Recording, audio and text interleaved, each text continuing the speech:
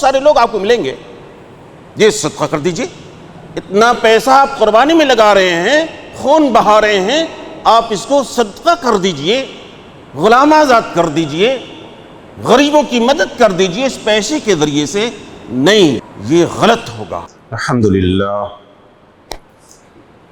الحمدللہ نعمده ونستعینه ونستغفره ونؤمن به ونتوکل علیہ ونعوذ باللہ من شرور انفسنا ومن سیئات اعمالنا من يهده الله فلا مضل له ومن يضلل فلا هادي له ونشهد ان لا اله الا الله وحده لا شريك له له الملك وله الحمد وكبره تكبيرا ونشهد أن محمدًا عبده ورسوله الذي أرسل إلى الناس كافة بشيرا ونذيرا يا أيها الناس اتقوا ربكم الذي خلقكم من نفس واحدة وخلق منها زوجها وبث منهما رجالا كثيرا ونساء واتقوا الله الذي تساءلون به والأرحام إن الله كان عليكم رقيبا يا أيها الذين آمنوا اتقوا الله حق تقاته ولا تموتن إلا وأنتم مسلمون يا أيها الذين آمنوا اتقوا الله وقولوا قولا سديدا يصلح لكم أعمالكم ويغفر لكم ذنوبكم ومن يطع الله ورسوله فقد فاز فوزا عظيما أما بعد فقد قال الله تعالى في كتابه العزيز أعوذ بالله من الشيطان الرجيم لن ينال الله لحومها ولا دماؤها ولكن يناله التقوى منكم۔ محترم حاضرین، بہت جلد ہم اور آپ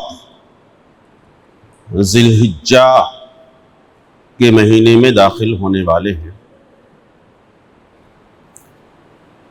یہ مہینہ بلکہ اس مہینے کی شروع کی 10 تاریخ یہ بڑی اہمیت کی حامل ہے۔ اس کی عبادات،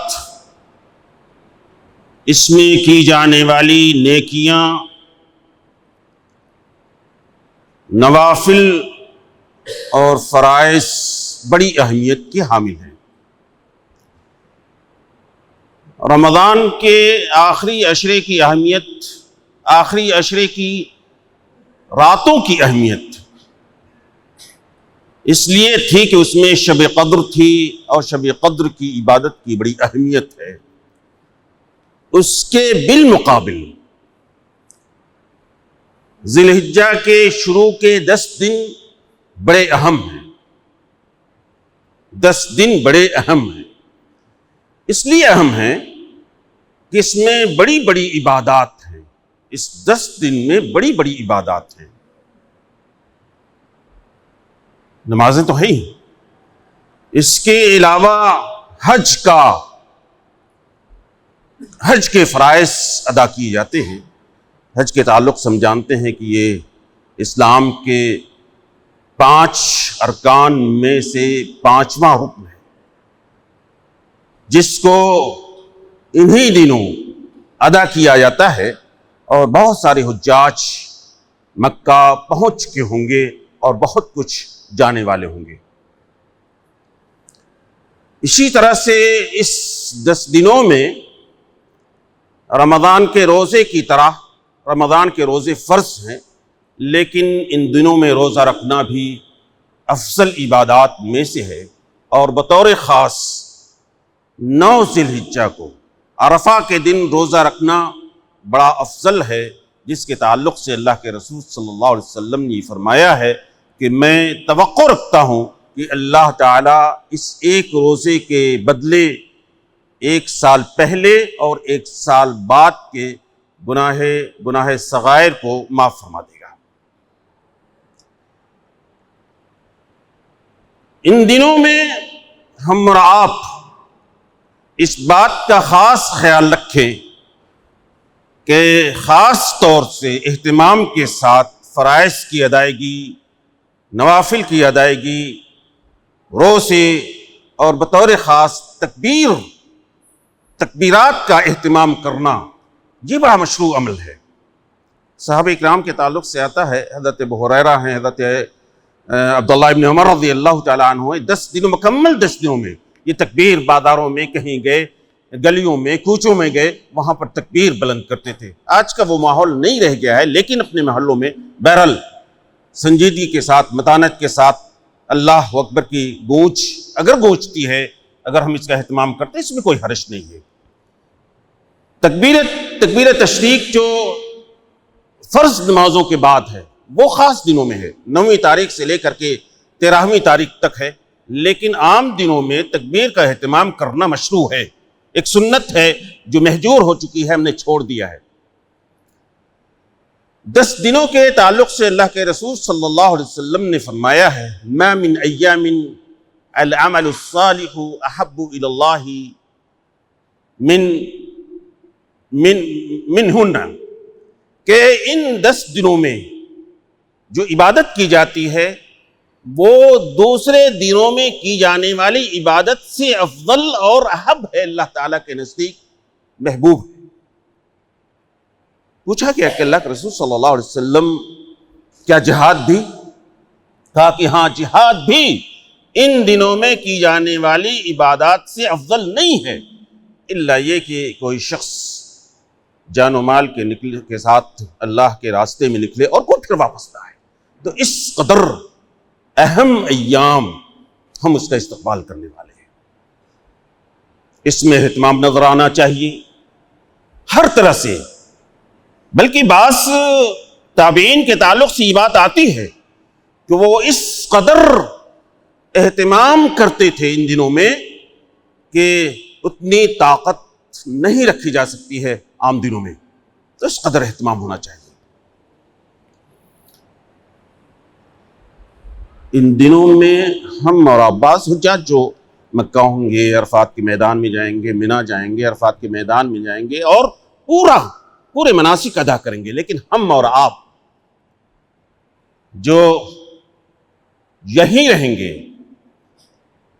اور وہ قربانی جو ہم کریں گے انشاءاللہ العزیز، اللہ تعالیٰ سب کو توفیق دے کہ قربانی کرنے کی کریں، اور اس قربانی کے جو مقاصد ہیں،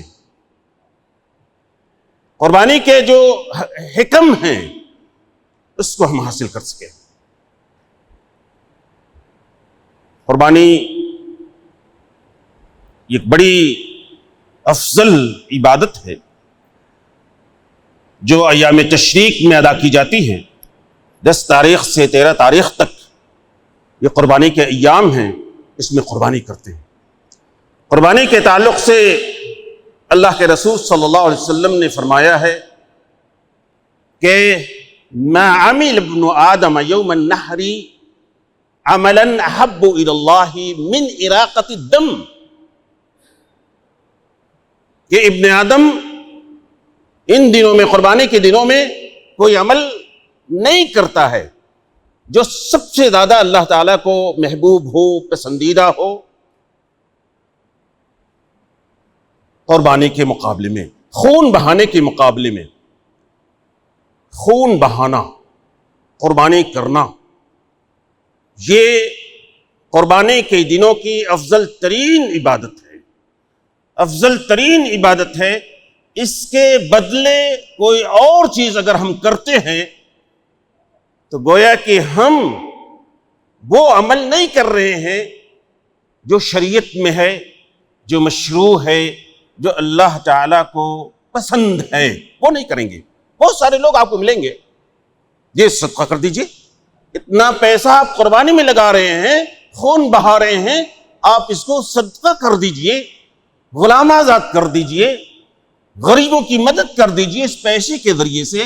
نہیں، یہ غلط ہوگا۔ اللہ تعالیٰ نے جو چیز جس وقت مشروع کی ہے، جو چیز جو کرنا ہے، وہ عمل، وہی عمل کرنا ہے، وہی پسندیدہ ہے، وہی افضل ہے۔ ہم اللہ کی پسند کے مقابلے میں اپنی پسند کو داخل نہیں کر سکتے۔ اللہ کے مقابلے میں، شریعت کے مقابلے میں ہم اپنی پسند اور ناپسند کو نہیں داخل کر سکتے، یہ غلط ہوگا۔ تو ان دنوں میں قربانی کی جاتی ہے۔ قربانی جو لوگ کریں گے لیے ان کی مشروع ہے کہ ذی الحجہ کا چاند دیکھنے کے بعد اپنے ناخن اور بال نہ ترشوائیں، یہ مسنون ہے۔ اور جو جانور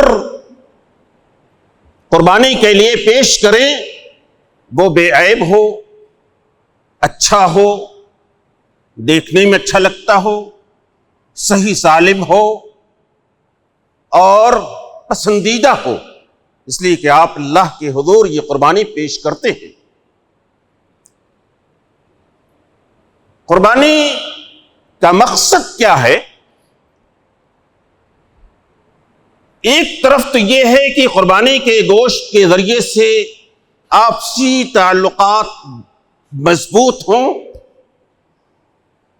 گوشت خود بھی کھائیں، دوستوں کو کھلائیں، رشتہ داروں کو کھلائیں، فقیروں اور محتاجوں کو کھلائیں، تقسیم کریں، ایک مقصد ہے۔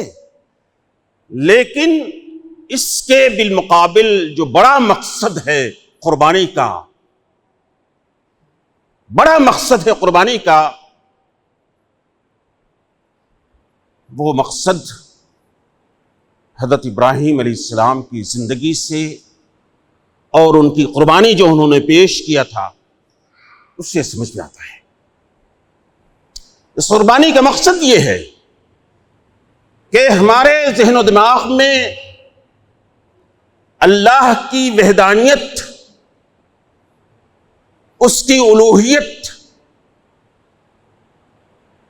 خوب کوٹ کر کے بھر دی جائے، اور اللہ کی اطاعت و فرما برداری کا جو جذبہ ہمارے اندر ہے وہ اور زیادہ بیدار ہو۔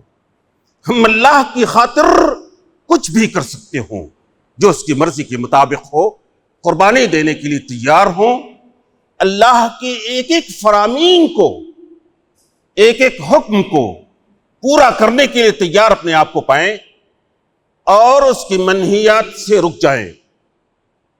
آپ دیکھیں گے کہ قربانی کے وقت جو دعا اللہ کے رسول صلی اللہ علیہ وسلم نے پڑھی ہے اور جو پڑھنا چاہیے قربانی ذبح کرنے کے وقت، انی وجہت وجہی للذی فطر السماوات والارض حنیفا وما انا من المشرکین ان صلاتی ونسکی ومحیای ومماتی للہ رب العالمین، کہ جب جانور کو قبلے کے رخ کر دیا جائے اس وقت جو دعا پڑھی ہے اس میں خالص توحید کے کلمات ہیں، خالص توحید کے کہ خدا میں تیری طرف مکمل طور پر متوجہ ہو گیا، انی وجہت وجہی للذی فطر السماوات والارض۔ اور کیوں متوجہ ہوئے؟ ہم کیوں اللہ کی بندگی کا اعلان کرتے ہیں؟ اس لیے کہ وہی ہے جس نے زمین و آسمان کو بنایا ہے، وہی انسانوں کو بنایا ہے اور انسانوں کو جینے کے لیے اسباب فراہم کیے، وہی ہے۔ اس کے علاوہ کوئی اور طاقت نہیں ہے جس کی ذرہ برابر بھی آسمان و زمین کی خلقت میں، انسانوں کی خلقت میں ذرہ برابر کسی کی شراکت نہیں ہے۔ ساری دنیا اللہ کو چھوڑ کر کے اللہ کی مخلوق ہے۔ اللہ وہ ہمارا خالق ہے، وہ ہمارا مالک ہے، وہی رازق ہے، وہ ہماری فطرت کو جانتا ہے، ہمیں کس چیز کی ضرورت ہے اس کو جانتا ہے، ہمارے لیے کیا اچھا ہے، ہمارے لیے کیا برا ہے وہ جانتا ہے۔ اس لیے جس چیز کا حکم دیا ہے اللہ تعالیٰ نے وہ ہمارے لیے بہتر ہے، وہ ہمارے لیے اچھا ہے، اسی میں ہمارے لیے بھلائی ہے، اسی میں ہمارا فائدہ ہے، دنیاوی فائدہ بھی ہے، اخروی فائدہ ہے۔ اور جن چیزوں سے منع کیا ہے، جن چیزوں کو حرام قرار دیا ہے، جن چیزوں سے روکا ہے وہ ہمارے لیے فساد کا ذریعہ ہے، وہ قبیح ہے، وہ برا ہے۔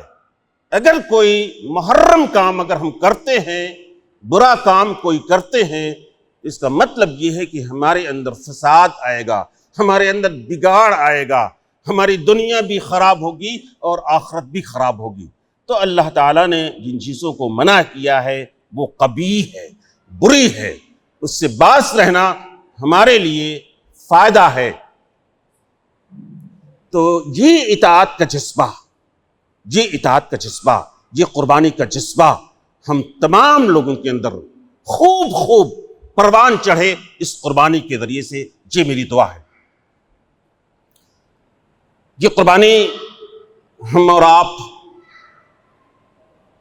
حضرت ابراہیم علیہ السلام کی سنت کی یاد میں کرتے ہیں، اور نبی صلی اللہ علیہ وسلم نے بھی قربانی کی ہے،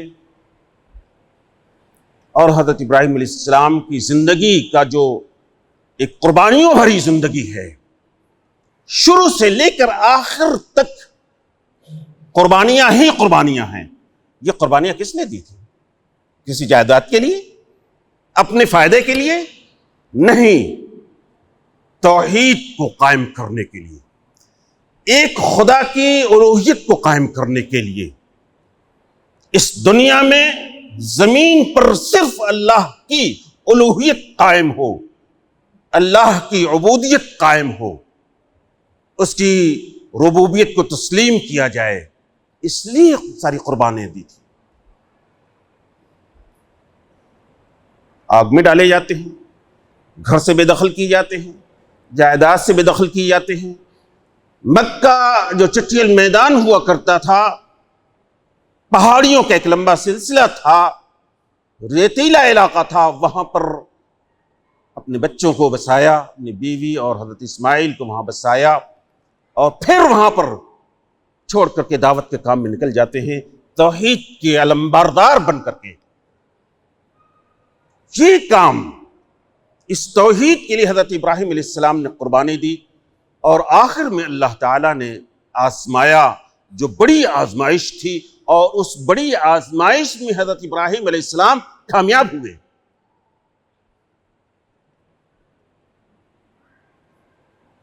حضرت ابراہیم علیہ السلام نے صالح بیٹے کی دعا کی تھی۔ آپ جانتے ہیں کہ ابراہیم علیہ السلام کے ہاں بیٹا یا بیٹی نہیں تھی۔ آپ 86 برس کے ہوتے ہیں، دعائیں کرتے ہیں، دعائیں قبول ہوتی ہیں، اور ایک ہونہار بردبار بچی کی بشارت ملتی ہے۔ یہ بچہ جب باپ کے ساتھ چلنے پھرنے کے لائق ہوتا ہے، کام میں ہاتھ بٹانے کے لائق ہوتا ہے، تو اللہ کی طرف سے اشارہ ملتا ہے، اور خواب کے ذریعے سے، ایسا نہیں کہ ڈائریکٹ مباشرتاً یہ حکم نہیں ملا تھا، خواب کے ذریعے سے، اور انبیاء کا خواب بھی وحی کی ایک قسم ہے۔ خواب کے ذریعے سے ان کو بتایا گیا کہ بچے کو ذبح کرنا ہے، اور باپ نے جب یہ جانا کہ خدا کا یہ حکم ہے، اشارتاً حکم مل رہا ہے، تو بچے سے مشورہ کیا یہ جاننے کے لیے کہ بچہ کتنا صالح ہے، کتنا نیک ہے، کتنا اطاعت گزار ہے، کتنا فرما بردار ہے، کہ کیا رائے ہے آپ؟ اللہ کی طرف سے یہ حکم مل رہا ہے، کیا رائے ہے؟ ماذا ترى؟ کیا رائے ہے؟ کہا کہ یا ابت افعل ما تؤمر ستجدنی ان شاء اللہ من الصابرین، کہ ابو جان آپ کو اللہ کی طرف سے جو حکم مل رہا ہے اسے کر گزریے، اور آپ مجھے صابر پائیں گے۔ محترم حاضرین، اللہ کی اطاعت گزاری میں، اللہ کی فرما برداری میں، اس کی ایک ایک حکم کو ماننے میں آپ کو صبر سے کام لینا ہوگا، جذباتی ہونے کی ضرورت نہیں ہے۔ آپ کا ہو سکتا گھاٹا ہو، نقصان ہو، لیکن صبر کرنا ہے، جس طرح سے حضرت اسماعیل علیہ السلام نے صبر کیا۔ فلما اسلما وتلہ للجبین ونادیناہ ان یا ابراہیم قد صدقت الرؤیا۔ حضرت ابراہیم اور اسماعیل دونوں تیار ہو جاتے ہیں،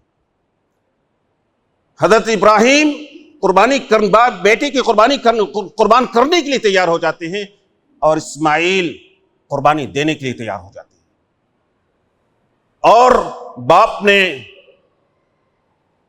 پچھاڑ دی بچے کو، اور پیشانی کے بل پچھاڑا، تاکہ چہرہ دیکھ کر کے خدا کی اطاعت کرنے میں کوئی چیز حائل نہ ہو، بچے کی شفقت، اس کی محبت حائل نہ ہو۔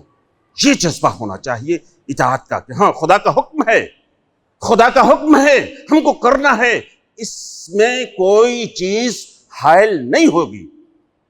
بچے کی محبت حائل ہو جاتی، لیکن بچے کو ترک اسباب اختیار کیا کہ خدا کا حکم، اس پر عمل کیا جانا ممکن ہو۔ اللہ تعالیٰ نے ہم کو بہت سارے احکامات دیے ہیں، بہت سارے احکامات دیے ہیں، ہم ان احکامات کو کتنی اہمیت دیتے ہیں، یہ بہت بڑا سوال ہے، یہ بہت بڑا سوال ہے کہ اللہ کے فراوین کے آگے ہم کتنا جھکتے ہیں، کتنا سر تسلیم ہم کرتے ہیں، یہ بہت بڑا سوال ہے، اور اسی وجہ سے ہم اس دنیا میں ناکام ہیں۔ ہم مسلمان ہو کر کے بھی جو مسلمان ہونے کے تقاضے ہیں، ایمان کے جو تقاضے ہیں، اللہ کی اطاعت و فرمانبرداری، اللہ کی پارسائی، اللہ کی الوہیت اور اس کی برتری، یہ ہمارے ذہن و دماغ نہیں ہے۔ یہ بہت ضروری ہے۔ اگر واقعی ہم ایک مسلمان کی حیثیت سے جینا چاہتے ہیں تو حضرت ابراہیم کی زندگی کو پڑھنا چاہیے، نبی صلی اللہ علیہ وسلم کی زندگی کو پڑھنا چاہیے، ان کی سیرت کو دیکھنا چاہیے کہ کس طرح سے انہوں نے اسلام اور مسلمان ہونے کا تقاضا پورا کیا ہے۔ ہم پر تو نمازیں بھاری ہیں، ہم پر زکوٰۃ بھاری ہے، یہ صریح خدا کا حکم ہے، اقیموا الصلاۃ وآتوا الزکاۃ۔ بیٹی کی قربانی بہت بڑی بات ہے، بیٹے کی قربانی بہت بڑی بات ہے۔ جب ابراہیم نے بیٹی کی قربانی دی تو اللہ تعالیٰ نے ان کو نوازا، امام کہا، خلیل بنایا، محسن بتایا۔ یہ بہت بڑا انعام تھا حضرت ابراہیم علیہ السلام کے، جب قربانی میں پورے اترے، امتحان میں پورے اترے، اور اللہ کی اطاعت و فرمانبرداری کو پورا کیا، اور میں کسی چیز کو حائل ہونے نہیں دیا۔ اللہ تعالیٰ نے نوازا، ان کو بہت کچھ دیا، اور ہم اسی ملت کے پاسدار ہیں، لیکن ہم ذلیل ہیں، خوار ہیں۔ اس پر سوچنا چاہیے کہ ہمارا اسلام کیسا ہے، ہمارا ایمان کیسا ہے، اللہ پر یقین ہمارا کیسا ہے، اللہ کی توحید کے تعلق سے ہم کتنا بیدار ہیں، اللہ کی اطاعت کے تعلق سے ہم کتنا تیار ہیں، اس دیکھنے کی ضرورت ہے۔ اللہ وہی ہے، لیکن ہم کچھ اور ہیں۔ تو یہ بہرحال اگر ہم نہیں سوچیں گے تو ہماری یہ حالت نہیں سدھر سکتی ہے۔ جب تک ہم خود نہ سدھریں اس وقت تک ہماری حالت سدھرنے والی نہیں ہے۔ بڑی بڑی قربانیاں کر لیں، لیکن قربانیوں کا اثر ہم پر نہیں ہوتا ہے۔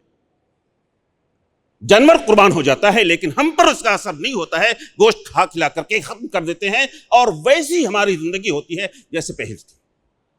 نہیں، آپ قربانی کر رہے ہیں، آپ اس بات کا ثبوت دے رہے ہیں کہ ہم اللہ کی اطاعت و فرمانبرداری کر رہے ہیں، اور آئندہ بھی اس بات کا وعدہ کریں گے۔ قُلْ إِنَّ صَلَاتِي وَنُسُكِي وَمَحْيَايَ وَمَمَاتِي لِلَّهِ رَبِّ الْعَالَمِينَ، یہ قرآن مجید کی آیت بھی ہے، اور اس کو قربانی کرنے کے وقت پڑھا بھی جاتا ہے، اور اس میں یہی بات ہے کہ نبی آپ کہہ دیجئے، ان صلاتی، میری نمازیں، ونسکی، میری قربانیاں، ومحیای ومماتی، میری زندگی اور میرا مرنا سب خدا کے لیے ہے، للہ رب العالمین، اللہ کے لیے ہے۔ ہم تو سمجھتے ہیں کہ یہ ہماری زندگی ہے، ہماری طاقت ہے، ہماری قوت ہے، ہم دنیا میں اس لیے بھیجے گئے ہیں کہ یہاں سے لطف اندوز ہو جائے، یہاں سے تمتع حاصل کرنے کے بعد پھر چلے جائیں، پتہ نہیں آخرت ہوگی نہیں ہوگی۔ نہیں میرے بھائیو، یہ خام خیالی ہوگی۔ اس دنیا کے بعد آخرت آنی ہے، اللہ کے حضور جمع ہونا ہے، اس کی عدالت میں فرشتوں کے سامنے حساب و کتاب ہونا ہے۔ اس کے لیے تیاری اگر ہم نے نہیں کی تو ہم سے بڑا خاسر کوئی اور نہیں ہوگا۔ تو اس قربانی کے ساتھ، قربانی کے جذبات، اطاعت گزاری کے جذبات، فرمان برداری کا شعور ہمارے ذہن و دماغ میں ہونا چاہیے کہ ہم اللہ کے بندے ہیں، اللہ ہمارا آقا ہے، اللہ ہمارا خالق ہے، اللہ تعالی ہمارا مالک ہے، اس کی اطاعت کرنے میں ہمارے لیے بھلائی ہے، اس کی فرمان برداری کرنے میں ہمارے لیے فائدہ ہے، اس دنیا میں بھی فائدہ ہوگا اور آخرت میں ہوگا۔ اگر ہم نے اس تصور کو، اس اس شعور کو بیدار کر لیا تو انشاءاللہ العزیز آئندہ کی زندگی ہماری اچھی ہوگی، ہماری نمازیں اچھی ہوں گی، ہماری اطاعت گزاریاں اچھی ہوں گی، ہمارے روزے اچھے ہوں گے، ہماری قرآن فہمی اور قرآن کی تلاوت اچھی ہوگی، ہم اللہ کے ہو جائیں گے، اللہ ہمیں نواز دے گا اس دنیا میں بھی آخرت میں بھی۔ اللہ تعالیٰ سے دعا ہے کہ ہم تمام لوگوں کو صحیح جذبات کے ساتھ قربانی کرنے کی توفیق دے، جہاں اچھے جانور پیش کریں وہیں پر اچھی نیت بھی پیش کریں۔ لن ينال الله لحومها ولا دماؤها ولكن ينال التقوى منكم، کہ اللہ تعالیٰ کو یہ گوشت اور پوشت نہیں پہنچتا ہے، یہ خون نہیں پہنچتا ہے، اللہ تعالیٰ کو اس قربانی کے پیچھے جو مقصد ہے تقوی، خدا ترسی، اطاعت گزاری، فرما برداری، یہ اللہ تعالیٰ کو پہنچتا ہے، یہ جذبات پہنچتے ہیں، ہمارے خون اور گوشت نہیں پہنچتا۔ اللہ تعالیٰ ہم تمام کو اس کی توفیق دے۔ اقول قولی ھذا واستغفر اللہ لی ولکم اجمعین واستغفروہ انہ هو الغفور